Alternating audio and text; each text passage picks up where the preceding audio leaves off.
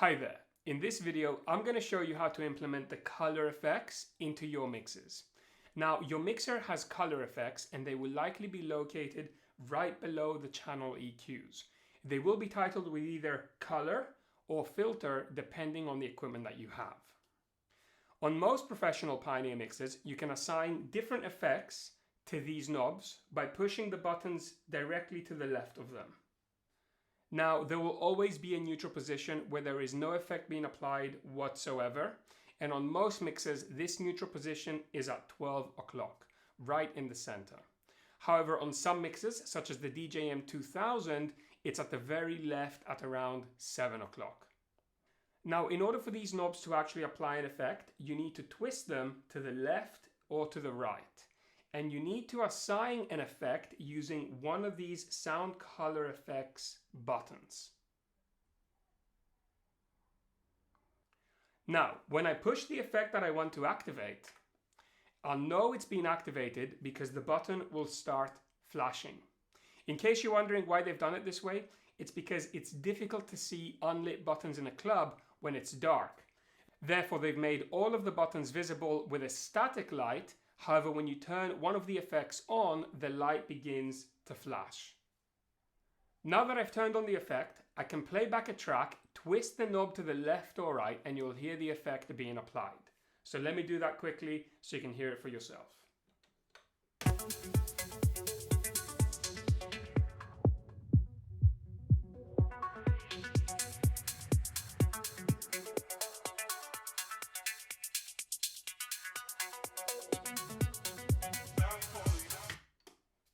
Now, there are many different types of color effects, and on various mixers you may find different combinations of them.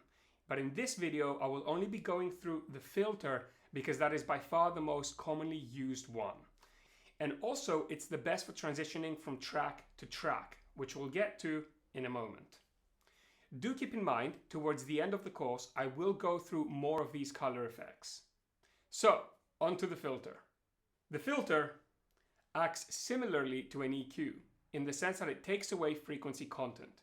If I twist the knob to the right, we get a high pass filter, which means it's sweeping away frequencies from low to high.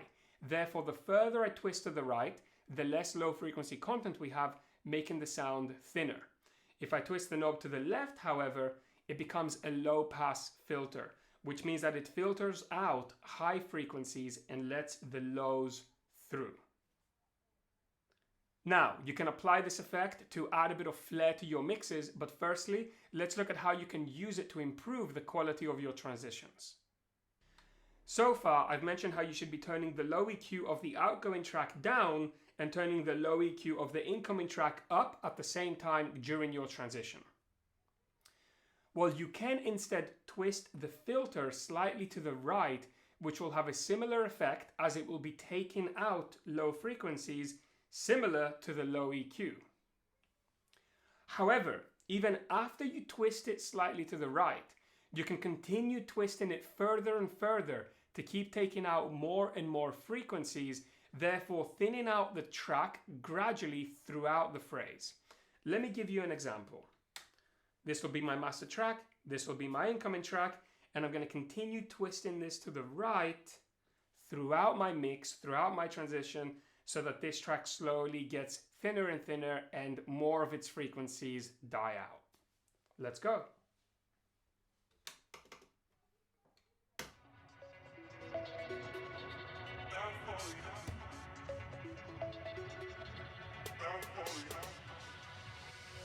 Eight, 2, 3, 4, 1.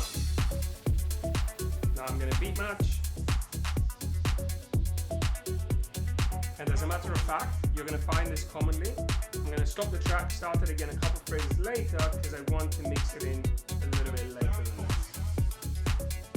Now, as a side note, it's always good to press play early, listen to what your track sounds like, and make sure that it's a good track to mix in.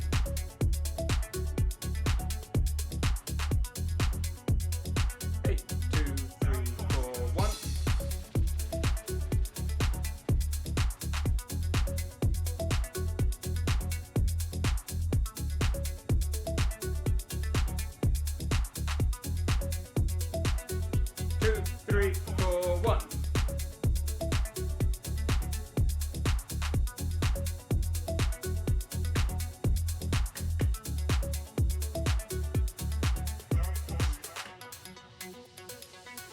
2, 3, 4, 1. Once I beat match, I'm going to turn the low EQ down, the mids and the highs down a little as well. 7, and I'll turn the volume up. 8, 2, 3, 4, 1. 2, 3, 4. On bar 5, I'll start with turning up the filter slightly. 6, 7, 8, 2, 3, 4. Low EQ goes up. So instead of turning this low down and then this low up, I've just upped the filter a little, cutting away those low frequencies, and I can keep going. 8, 2, 3, 4, 1. You see how smooth that transition was? And hopefully you noticed how smooth that transition was as I kept turning up the filter just before I turned the volume down. Now, another use for this would be to simply cut the low frequencies or bass out with the filter for 1 or 2 bars and then bring it back in at the beginning of the next phrase. Just like this. 1, 2, 3, 4, 5, 6, 7, cutting the lows of the filter. 8, 2, 3, 4, 1. And then on the 1, I toggle the filter effect off to make sure that straight on the beat, the filter got deactivated and we brought the bass back in. Now this can create a similar effect to a bass drop, except you're making it happen manually with the filter. Now, one final thing I want to quickly cover related to the color effects is this parameter knob. Now this will increase or decrease the intensity of the color effects in various ways depending on which effect you have selected. And we will look at this later in a video, but for now, keep it to 12 o'clock as that's what's going to yield the best results in most cases. Alright, so that's about it for this tutorial. Go ahead and try to apply some of these tricks to your own mixing, and I'll see you in the next video.